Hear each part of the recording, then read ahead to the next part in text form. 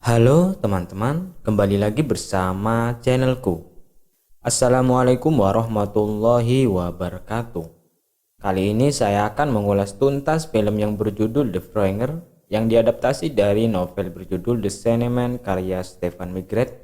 The Franger tayang di tahun 2017 silam dan dibintangi oleh aktor legend dari China yaitu Jackie Chan. Selain Jackie Chan, film yang digarap oleh sutradara Martin Campbell ini juga dibintangi oleh aktor Hollywood yaitu Chris Person.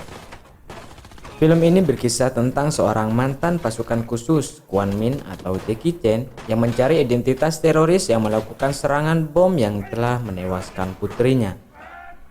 Tapi sebelum kita masuk ke dalam isi ceritanya, saya tak bosan-bosan mau kembali lagi mengingatkan kalau ini adalah konten full spoiler.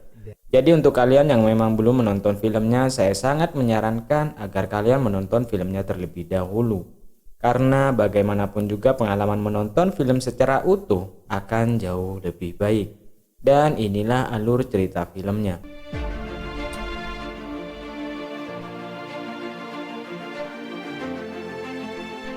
Quan adalah seorang ayah yang mana di dunia ini dia sudah tidak memiliki siapa-siapa lagi selain putrinya. Seluruh keluarganya telah meninggal dunia termasuk istri dan anak pertamanya. Ia kini menjadi ayah yang sangat posesif pada putrinya itu. Quan seringkali menanyakan siapa pria yang bersamanya, kemana dia mau pergi, dan semua pribadi putrinya itu Quan selalu ingin tahu. Tentunya hal itu karena Quan sangat menyayangi putri satu-satunya tersebut.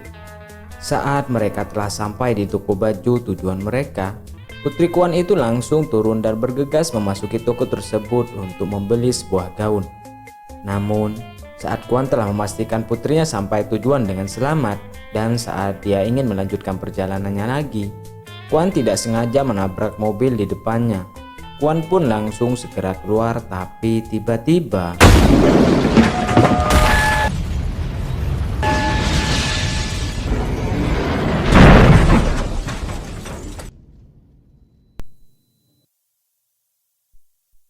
putri yang sangat Quan sayangi meninggal dunia akibat ledakan bom itu.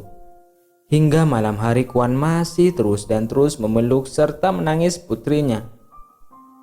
Sedangkan di sisi lain, para pemuda pelaku pengeboman itu berkumpul dan saling melaporkan hasil korban mereka. Kelompok pemuda itu bernama Aira, yaitu kelompok yang berasal dari Irlandia. Mereka bermaksud ingin memberikan ancaman kepada pihak Inggris agar menghentikan penjajahan mereka pada Irlandia Utara yang masih berlangsung hingga saat ini. Sementara ada seorang pria bernama Liam Lindsay. Dia adalah wakil Perdana Menteri Irlandia dan ternyata Liam juga adalah anggota dan salah satu pimpinan dari organisasi Aira itu. Namun kini Liam terjun ke politik dan ditugaskan untuk menjaga perjanjian damai antara kerajaan Inggris dengan Irlandia. Tapi karena dia adalah salah satu pemimpin di Aira, maka setelah mendengar pengumuman itu ia pun kelihatannya tahu siapa pelaku dari kode-kode yang ia terima. Kembali ke Quan yang masih terus meratapi kepergian anaknya itu. Seakan masih belum bisa ikhlas bila pelakunya masih belum ditemukan. Pihak kepolisian pun juga semua seperti bergerak sangat lambat karena tidak ada hasil sampai sekarang. Quan sudah berkali-kali datang ke kantor polisi untuk menanyakan perkembangan kasusnya, tapi masih juga belum ada hasilnya. Sampai Quan pun datang dan menghadap ke komandan kepolisian di London hingga Quan sampai memberikannya uang sebesar 20.000 pound sterling. Tapi polisi itu menolak dan hanya mengatakan bahwa proses penyelidikan masih terus berjalan dan meminta Quan untuk tetap sabar menunggu. Tidak lama kemudian saat Quan masih terus mencari di internet tentang desas-desus kelompok Aira yang ia dengar, tiba-tiba di televisi sedang ada acara wawancara dengan Liam Hennessy. Dan host di acara itu pun menanyakan pada Liam tentang pengeboman yang dilakukan oleh kelompok Aira. Namun Liam menjawab bahwa Aira dulu memang kelompok pemberontak, tapi kini Aira sudah masuk ke dunia politik dan lebih menginginkan perubahan lewat jalur yang sah dan legal. Liam juga mengatakan bahwa pelaku pengeboman itu adalah anggota Aira yang berkhianat dan membelok untuk menghancurkan perjanjian damai yang selama ini sudah berjalan. Mendengar hal itu, Puan pun langsung berpikir bahwa hanya Liam lah kunci satu-satunya yang tahu anggota Aira pelaku pembunuh anaknya. Akhirnya Kuan menelpon ke kantor Liam, namun Liam pun menjawab bahwa dia tidak tahu dan langsung menutup teleponnya. Mendengar itu, Kuan merasa sangat kesal dan Liam seperti menyembunyikan sesuatu darinya. Hingga kemarahan Kuan itu pun memuncak dan lalu setelah ia mempertimbangkan berhari-hari lamanya tanpa ada kejelasan dari pihak kepolisian, ia pun kini memutuskan untuk mencari teroris itu sendirian dan membalaskan dendam kematian anaknya itu dengan tangannya sendiri. Sebelum Kuan pergi, dia memberikan restorannya ke sahabatnya karena Kuan akan pergi dalam waktu yang lama dan tidak tahu apakah akan pulang dengan selamat atau tidak. Tapi sahabatnya itu langsung menasihati Kuan dengan nasihat yang sangat dalam dan penuh makna. Saya sendiri aja waktu dengar kata-katanya sedih. Sahabatku Kuan itu berkata bahwa 今天晚上我不回去了，我就睡外面的沙发。星期一我会带你去见能够帮你的人。别再跟我说这个，别再跟我提刚才。 Lalu pembalasan dendam pun dimulai. Kuan lalu pergi dari London, Inggris menuju ke kota Belfast, Irlandia. Di sana dia menyewa sebuah rumah singgah dan langsung pergi ke kantor tempat Liam bekerja. Namun saat di kantornya Liam, Kuan langsung ditolak dan diusir. Tapi tidak lama kemudian keluarlah Liam dari kantornya dan kemudian mengizinkan Kuan untuk masuk. Di situ Kuan tidak meminta hal-hal lain pada Liam. Dia hanya meminta Liam untuk menyebutkan nama-nama pengeboman itu. Tapi Liam tetap bersikeras bahwa dia tidak tahu sama sekali siapa orangnya. Hingga akhirnya sebelum Kuan pergi, Kuan berkata bahwa You will change your mind. setelah itu Kuan tidak langsung keluar gedung, tapi justru dia masuk ke kamar mandi. Di dalam kamar mandi terlihat Kuan yang sedang merakit sesuatu dan dia terlihat begitu ahli dalam setiap detailnya. Hingga saat setelah Kuan keluar dari gedung itu, lalu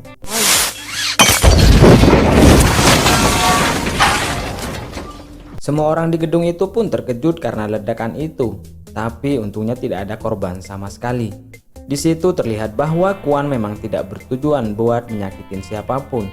Dia hanya bermaksud menekan Liam agar mau menggunakan kekuasaannya untuk mencari nama anggota Aira. Karena Kuan yakin sebagai salah satu pimpinan Aira, Liam pasti tahu siapa pelakunya. Tidak lama kemudian Kuan pun menelpon Liam hanya untuk mengatakan bahwa Give me the names. setelah itu Kuan kembali ke kamar singgahnya dan langsung meracik sebuah bom lagi. Di sisi lain, anak buah Liam yang baru mau berangkat langsung dikejutkan dengan sebuah kabel ditutup bensin mobilnya. Dan saat anak buah Liam itu membuka pintu ternyata bukan bom, namun hanya sebuah kertas yang bertuliskan nama. Kemudian Liam dan anak buahnya yang berhasil melacak keberadaan Kuan pun langsung menyergapnya. Kuan yang langsung sadar bahwa dia sedang dikepung, ia lalu berusaha mencari jalan keluar, tapi anak buah Liam itu berhasil masuk dan langsung terjadi pertarungan sengit antara satu orang tua berusia 60 tahun melawan 4 bodyguard Liam.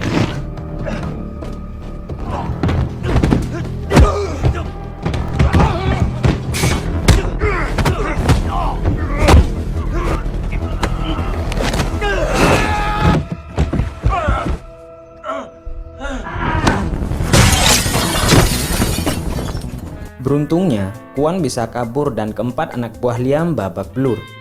Mendengar laporan mereka, Liam sangat marah karena dia tidak menyangka bagaimana bisa 4 orang kalah lawan satu pria berusia 60 tahun.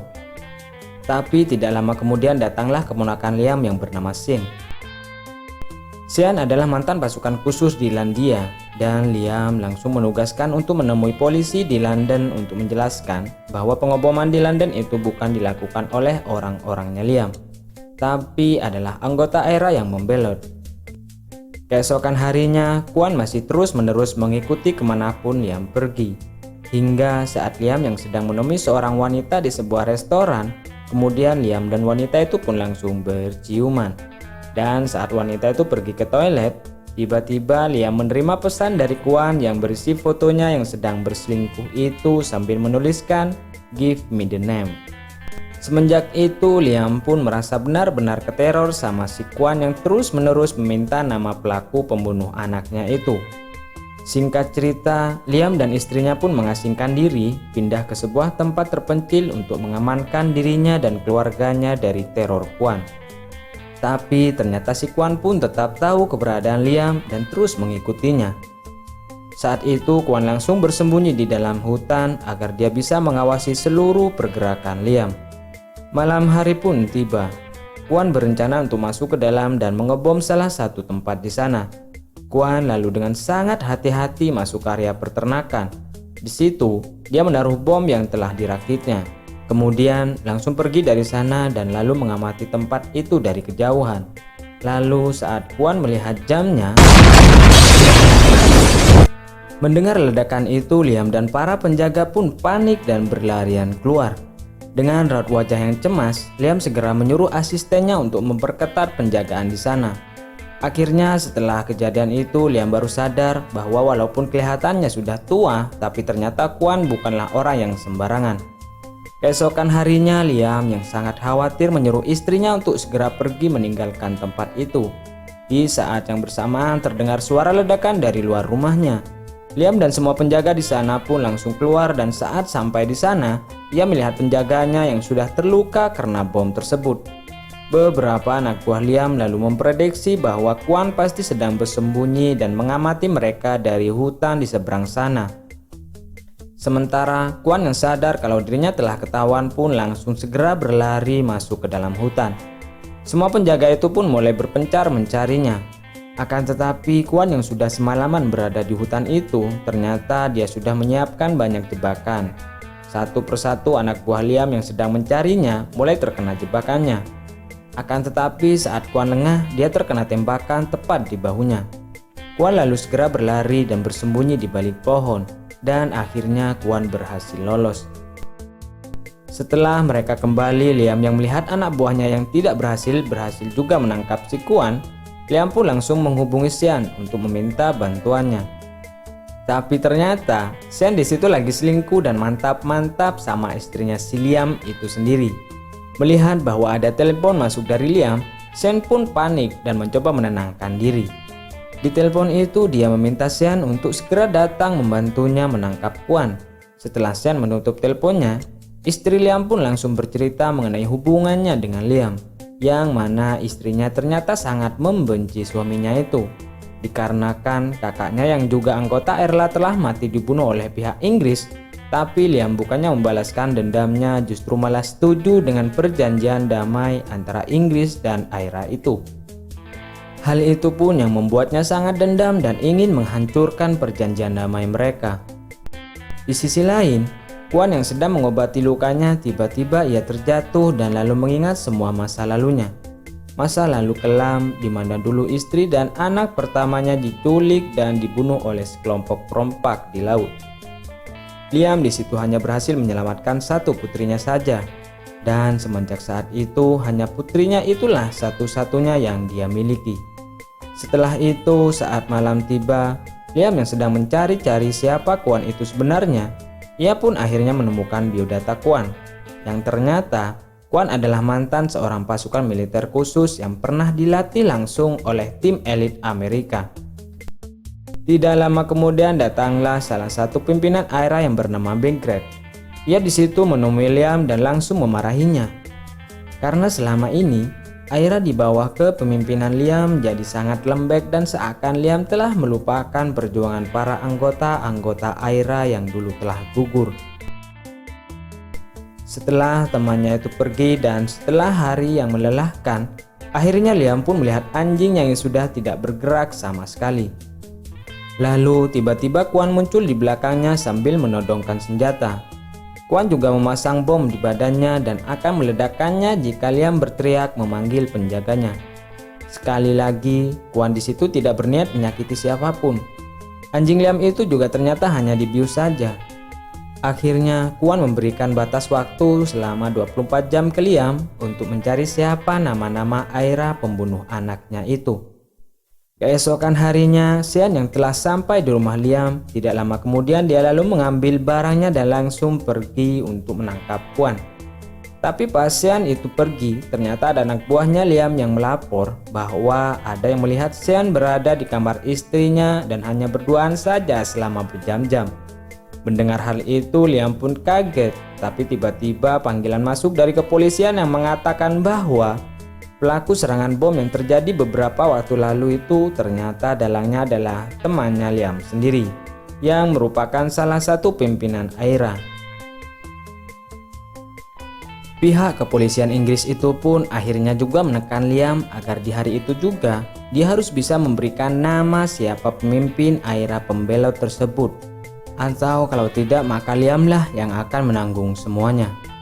Di situ Liam merasa benar-benar terpojok karena posisinya sekarang berada di ujung tanduk, ditekan dari dua sisi, yaitu ditekan oleh Kwan dan juga kepolisian Inggris. Tidak lama kemudian Liam pun lalu memanggil salah satu pemimpin AIRA yang bernama Margaret. Liam lalu langsung menginterogasinya, dan dari situlah semua terbongkar bahwa perempuan anggota AIRA yang berselingkuh dengannya di restoran sebelumnya itu ternyata adalah salah satu pembelot. Liam juga memaksa Margaret untuk menuliskan semua nama pembelot yang terlibat di dalam pengeboman tersebut. Dan ternyata istrinya juga terlibat dalam aksi pembelotan itu bersama dengan Margaret. Istrinya itu selingkuh dengan Sean hanya mau menghasut Sean buat memberitahu kode rahasianya si Liam. Mengetahui semua itu, kemarahan Liam pun memuncak hingga di sisi lain, Sean yang saat itu sudah berada di dalam hutan, ia akhirnya menemukan tempat persembunyian Kwan. Tapi saat saya mencoba memeriksanya, tiba-tiba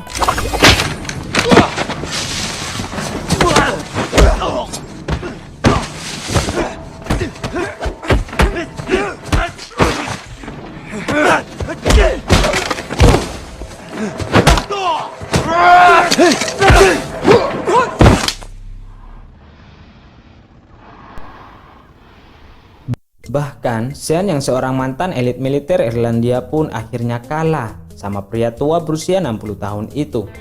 Pada malam harinya terlihat Sean yang tangan dan kakinya sudah terikat. Sekali lagi, Kwan di situ berkata bahwa dia hanya ingin tahu nama pelaku pengeboman itu. Tapi Sean yang adalah tangan kanannya Liam dan anggota elit AIRA, ternyata Sean juga tahu nama-nama kelima pelaku pengeboman itu. Dan ia pun langsung memberitahukannya pada Kwan. Setelah itu, sebagai sesama mantan tentara yang berjuang demi membela negaranya, mereka berdua pun berbincang-bincang sebentar hingga akhirnya Kwan pun melepaskan Sean. Keesokan harinya di apartemen para pelaku pengeboman pembunuh anaknya Kwan itu, ternyata para polisi telah mengetahui keberadaan mereka dan saat ini sedang mengintai mereka dari jauh. Seluruh gedung pun telah diamankan dari warga sipil lainnya. Kamera pengintai dipasang di mana-mana untuk memastikan bahwa kondisi telah aman dan bersiap untuk memulai penyergapan. Bahkan ada pergerakan aneh sedikit saja, para sniper sudah pada siap buat nge-headshot mereka. Tapi seketat-ketatnya pengawasan polisi itu, ternyata si Kwan masih juga bisa menemukan celah dan berhasil lolos masuk ke gedung itu secara diam-diam. Hingga saat Kwan sampai di lantai di mana teroris itu berada, Kwan mendapatkan ide untuk masuk ruangan mereka sebagai seorang teknisi. Akhirnya Kwan yang didampingi oleh ibu pemilik apartemen itu pun mengetuk pintu kamar mereka sehingga membuat mereka semua panik. Tapi saat melihat bahwa yang mengetuk pintu itu hanyalah seorang teknisi biasa, maka mereka merasa lega dan lalu mengizinkannya masuk. Saat itu Kwan melihat satu demi satu wajah mereka dengan penuh amarah di hatinya, karena mereka lah para teroris pembunuh anaknya yang selama ini dia cari. Dan saat mereka menyuruh Kwan untuk memperlihatkan isi tasnya, tiba-tiba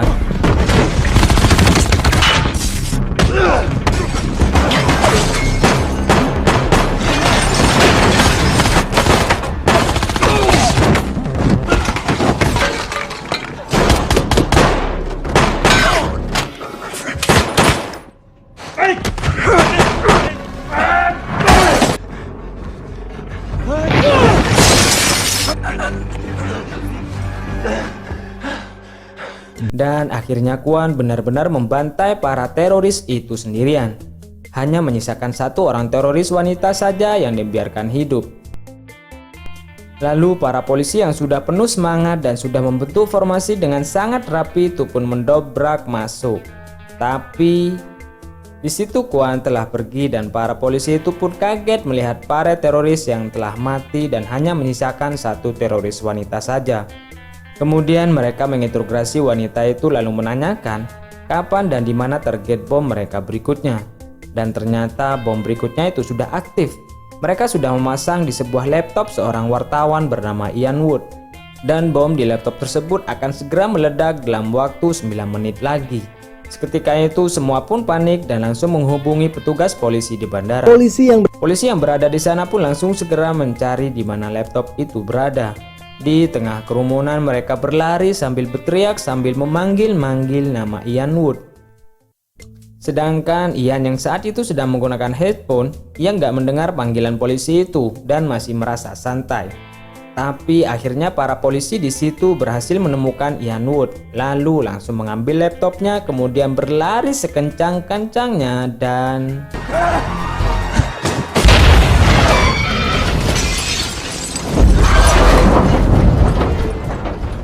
setelah semuanya berakhir, Kuan yang berhasil membalaskan dendam atas kematian anaknya itu pulang dengan perasaan yang sangat lega. Di akhir film terlihat Shen yang sedang menjalankan tugas terakhir perintah dari Liam, yaitu untuk membunuh istrinya Liam sendiri. Sementara Liam yang baru saja sampai di rumah, ia merasa sangat lega karena sepanjang hari yang melelahkan itu akhirnya dia bisa beristirahat juga. Tapi Kuan di situ datang hanya untuk mengatakan bahwa pengeboman itu bagaimanapun juga adalah salah satu bagian dari rencana Liam sendiri. Walaupun anak buahnya membelot dan merubah kode posisi pengeboman, tapi bila bom itu tidak meledak di London, pasti akan tetap meledak di tempat lain dan pasti korban jiwanya bakalan sama banyaknya. Kuan lalu menyebar foto Liam saat bersama dengan wanita selingkuhannya yang ternyata adalah bagian dari kelompok teroris itu. Yang artinya setelah foto itu tersebar, maka posisi Liam dan semua reputasinya saat itu akan hancur. Setelah itu, Kuan pun akhirnya pulang ke rumah dengan selamat. Sedangkan kepala polisi yang mengetahui bahwa Kuan lah yang telah menghabisi kelima teroris itu sendirian, ia pun merasa kagum pada Kuan. Dan film pun berakhir. Terima kasih teman-teman yang sudah menonton konten ini dari awal sampai akhir. Sehat selalu. Wassalamualaikum warahmatullahi wabarakatuh.